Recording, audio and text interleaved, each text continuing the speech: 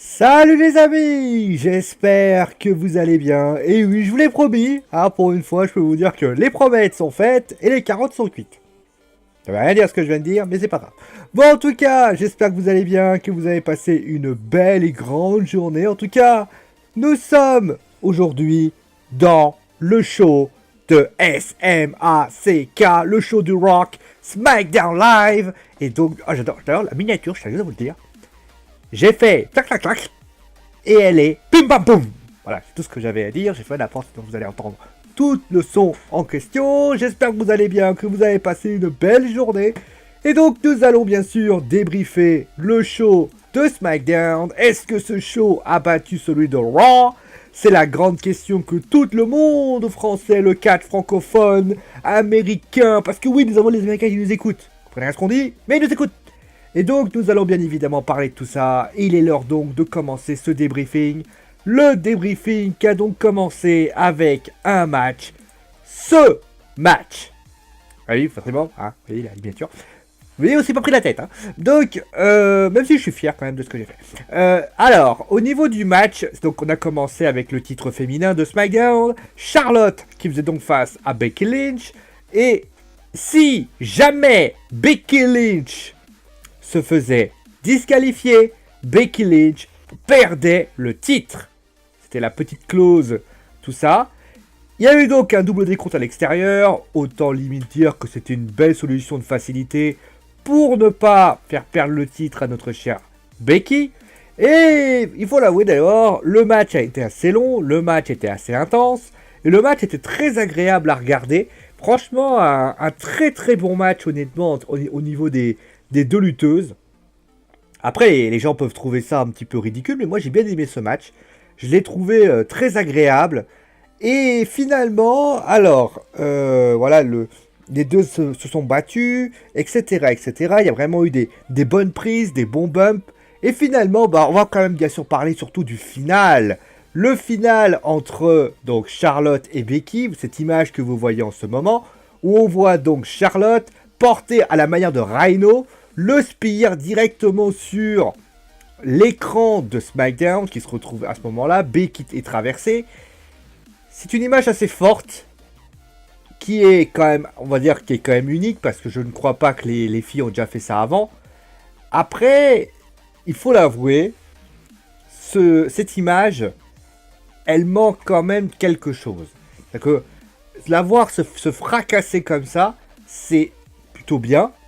Mais moi, j'aurais aimé littéralement qu'on les voit traverser l'écran. Et pas juste toucher l'écran. Là, clairement, tout était un peu cassé, mais là, on aurait dû avoir la vraie traversée. Un peu à la manière de ce qui s'est passé entre Ryback et John Cena, par exemple. Elle aurait dû traverser et se retrouver de l'autre côté.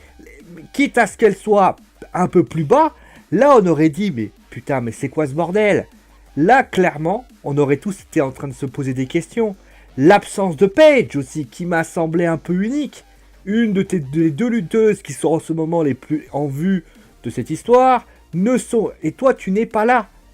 On n'a pas eu également les civières. Je pense que les civières auraient dû être présentes aussi, pour marquer un peu le coup. En fait, il y a plein de petites choses qui, à mon goût, ont manqué. Alors après, c'est peut-être du chichi pour vous, mais moi, j'ai trouvé quand même que c'était pas... qu'il manquait des petites choses pour rendre finalement ce moment encore plus épique. Le match est très bien, qu'on soit clair là-dessus. Moi, si demain, on me proposait un match comme ça, j'aurais juste envie de dire, eh ben, c'est parfait. Mais, c'était pas non plus folichon. Voilà, clairement, le final, l'après-match, m'a semblé, entre guillemets...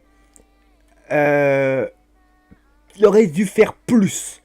C'est le problème de la WWE, c'est de se dire, on fait des féminins, on veut mettre à la hauteur des hommes, mais attention, il faut pas y aller trop loin, parce que si on va trop loin au niveau des femmes, on risque de se retrouver avec des soucis. Mais comme je le dis souvent, quand on veut aller au fond des choses, il faut y aller totalement, pas y aller juste un petit peu en frôlant. Moi, je me dis qu'une femme, alors ça peut paraître étonnant, mais une femme qui saigne, Si tu veux la mettre à la hauteur des hommes, il faut le faire. Si tu veux la faire traverser un écran, il faut que ce soit comme les hommes. C'est ça en fait. Et justement, le Last Woman Standing match, c'est très bien. Mais on va sans doute essayer de voir quand même si les choses vont se dégoupiller par rapport à tout ça. Parce que quand tu penses que le main event sera Nikki Bella et Ronda Rousey, ça se posait pas mal de questions sur les logiques de la WWE. Alors on va passer à la suite, on va passer bien évidemment au deuxième match. Alors Samoa Joe, alors c'était un arrêt de l'arbitre, puisque l'arbitre a considéré que le genou de Samoa Joe était trop fracassé et donc il ne pouvait pas continuer le combat. Il a donc fait sonner la cloche et offert donc la victoire à Jeff Hardy. C'était lié notamment au fameux tournoi Coupe du Monde à Crown Jewel. C'était un match agréable. Clairement, moi j'ai apprécié de voir ce match. Jeff et son retour de Jeff, moi je l'ai trouvé dynamique. Il n'a pas trop perdu. Après, on peut toujours se poser la question des peintures faciales. Clairement, les peintures faciales ne donnent pas un truc plus à Jeff. Mais après, ça, c'est de la gimmick. Pour ce qui s'agit du match, le match était très agréable. On voyait bien que voilà, le fait de le faire perdre, le faire perdre par arrêt de l'arbitre, finalement, je pense que ça va donner cours à un épilogue plus important. D'ailleurs, je pense même que Samoa Joe va tranquillement retourner vers AJ Styles quand ça va revenir, voire peut-être tout simplement Shinsuke Nakamura. En tout cas, je pense que là, ça y est, il est au top. Il va revenir à son meilleur niveau. C'était vraiment le plus important à faire. Et clairement, j'ai adoré, j'ai apprécié ce match. Il faudra sans doute faire mieux, en tout cas. Mais moi, en tout cas, j'ai apprécié cette prestation de Samoa Joe, tout comme celle de Jeff Hardy, pour ainsi dire. Donc, ensuite, nous avons, eh bien, décidément, le Miz et le Miz TV. Le Miz TV qui a donc accueilli les deux futurs adversaires qui s'affronteront à Crown Jewel. C'est pour le titre de la WWE, puisque AJ Styles, l'homme phénoménal, affrontera le maître des soumissions, le Yes Man, Daniel Bryan. Alors, qu'on soit clair, le Miz, déjà, on a envie de dire... Alors déjà, Daniel Bryan et AJ Styles, c'était vraiment du politiquement très correct. Hein, clairement, les deux n'ont pas essayé d'être copains. D'ailleurs, même la fin, on s'est même posé la question. Eh bien, à ce moment-là, il a même dit... Ouais, bah tiens, alors je vais reprendre la phrase. Son rêve dit que cela fait de frapper au Miz. Il se moque du Miz qui pète les plombs. Il a l'épaule relevée, machin. Et finalement, le Miz... Alors, finalement... Les deux se sont un peu taillés, mais c'était pas plus que ça. C'est vrai que, mais c'était un duel de fair play. Donc, le duel fair play, bah, qu'on soit clair là-dessus, hein, quand tu fais un duel très fair play, bah, tu fais un duel. Ils ont voulu prendre cette optique-là. Et c'est bien dans le sens aussi que l'on sait que Daniel Bryan, c'est le fair play, c'est le mec, voilà, qui est dans le politiquement correct. D'ailleurs, le Miz aime beaucoup le rappeler. Et donc, j'ai trouvé que c'était plutôt bien fait. Et Jay, lui, a été dans son style à lui. Pourquoi aussi? Parce qu'il est en face de lui. On le fait souffler un peu, Ochi. Émotionnellement, nous avions une rivalité. Et puis, nous avons une rivalité, on va dire, basée sur du catch à 100%. Pas beaucoup de storyline. L'objectif sera surtout de faire du combat. Un match 1 contre 1 en Arabie Saoudite entre les deux. Et finalement, bah quand tu regardes bien, bah tu te rends compte que le Miz qui a été plutôt mis de côté, et bah tu te rends compte qu'en réalité, il n'est absolument pas mis de côté. Le Miz a été le gagnant de ces... Oh, d'ailleurs parce qu'il est très bon en speech, mais notamment, le mec, il a toujours essayé de mettre un peu la zizanie entre les deux. Il n'y est pas arrivé. Bon, ça après on s'en doutait un petit peu, mais ce qu'il a surtout fait... c'est que bah, il s'est souvent pris des torgnoles par des petites piques de ci de là, mais moi j'ai aimé le final. Quand il dit par exemple qu'il en a marre du comportement de ces deux-là, qu'il ne voudrait pas parler, mais qu'il a envie de parler, il dit aussi qu'il faut rappeler que l'épaule relevée est le roll-up, et que normalement ça devrait être lui le challenger. Et ça c'est super bien. Et finalement, moi j'ai apprécié le segment Pas parce que AJ et Brian étaient là, mais parce que le Miz était là. Le Miz m'a fait un speech incroyable. Et honnêtement, moi je le dis, je le redis, le Miz doit être champion de la WWE. C'est lui la tête d'affiche. Faut arrêter à un moment donné de vouloir mettre des AJ, je les respecte, hein, attention, ce sont d'excellents lutteurs. Mais donnons confiance au Miz qui a un potentiel de dingue. Il est littéralement, excuse-moi, c'est pas pour faire injure à Brian. Brian, il a gagné un match, mais c'est bon, la rivalité Brian-Miz, c'est très bien. Mais il faut que le Miz soit champion. Il va faire de ce titre un joyau, comme il l'avait fait pour le titre intercontinental. Et ça, c'est quelque chose. Parce que le simple switch, il a parlé quoi 2 minutes.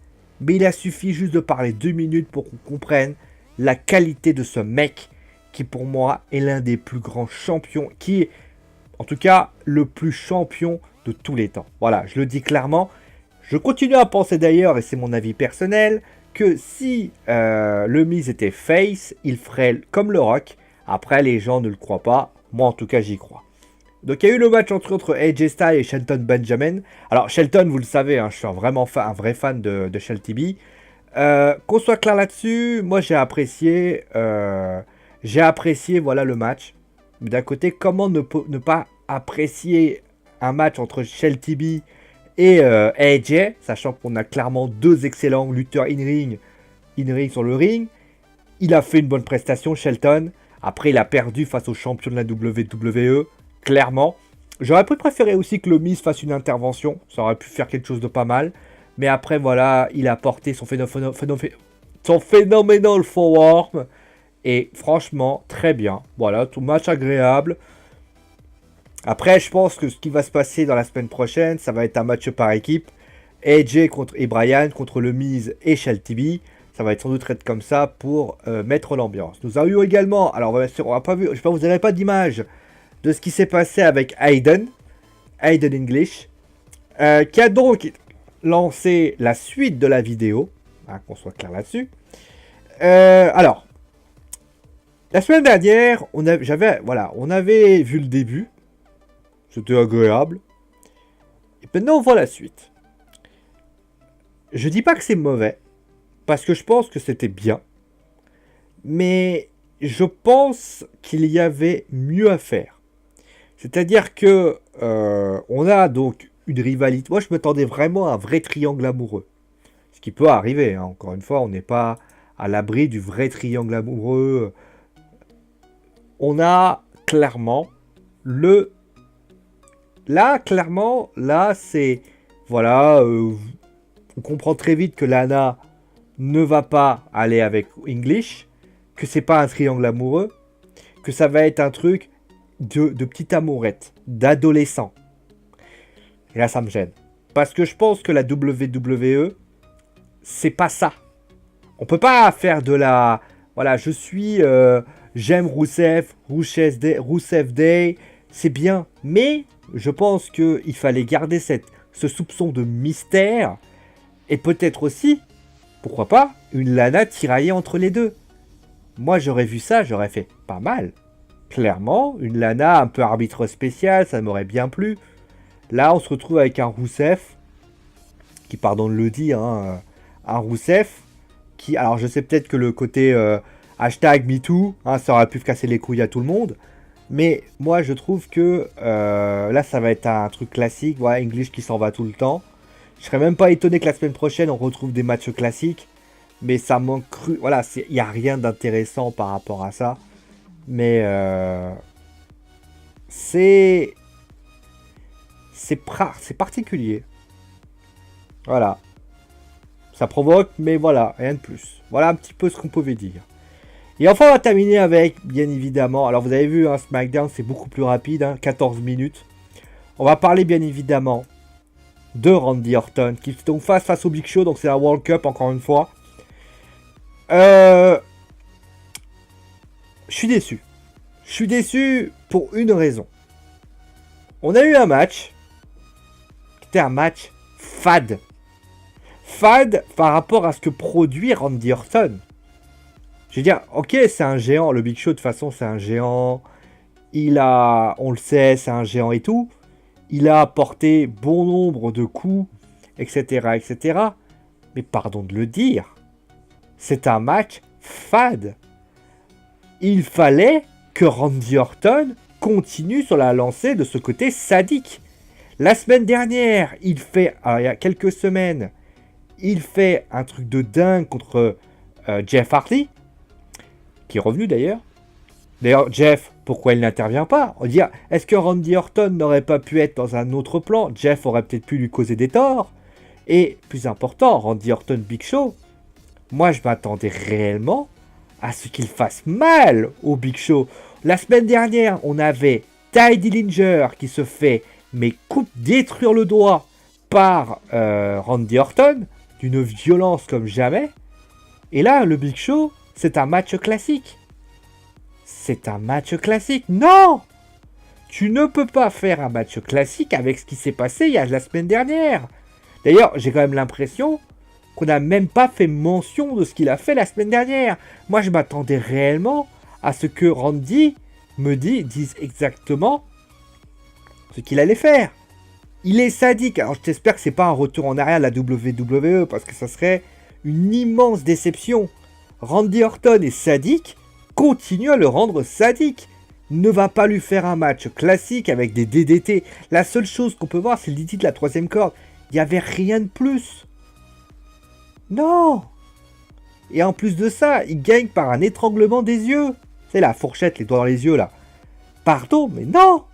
Il faut faire mieux. Réfléchissez un petit peu. Vous êtes à la place de... vous avez vu ça la semaine dernière. Vous avez vu le sadisme, le comportement. Il faut réfléchir.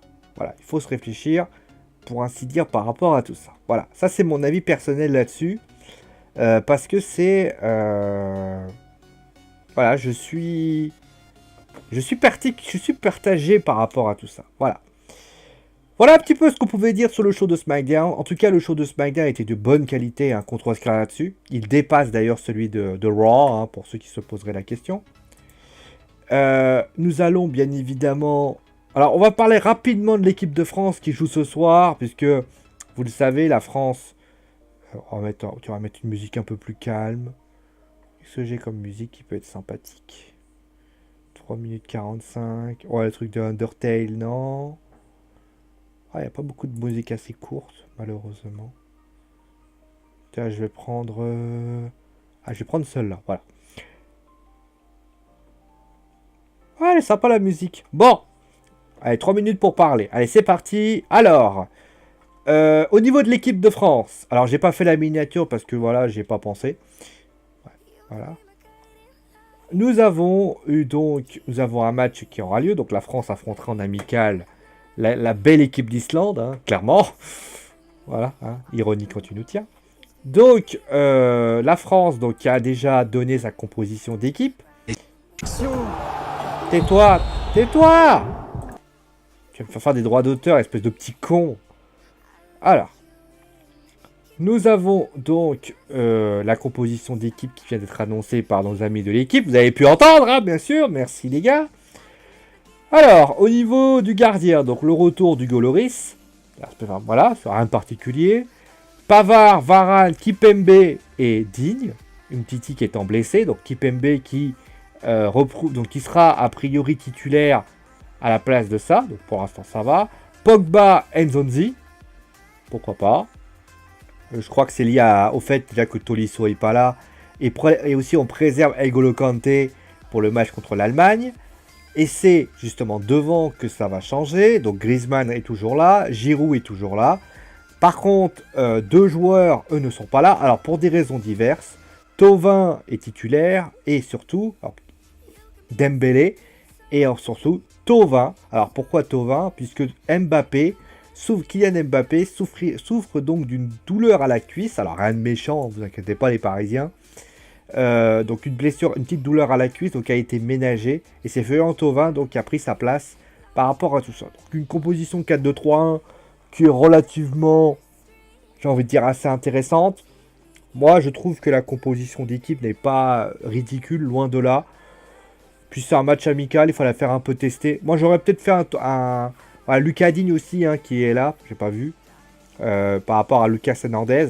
Voilà, on met vraiment un mix entre des titulaires et des remplaçants. J'aurais pu également, moi je trouve qu'il y a un truc qui manque peut-être, c'est l'arrivée de Tanguy Ndombele. J'aurais peut-être mis Tanguy Ndombele à la place de Nzonzi pour justement voir qu'est-ce qu'il est capable de faire. Parce que Nzonzi, bon, on va pas se mentir, après c'est vrai qu'il y a N'Golo Kanté qui est sur le banc, alors forcément c'est compliqué, mais voilà, peut-être faire un Pogba qui est toujours là, mais autant y aller, mais sinon, voilà, après c'est du chichi.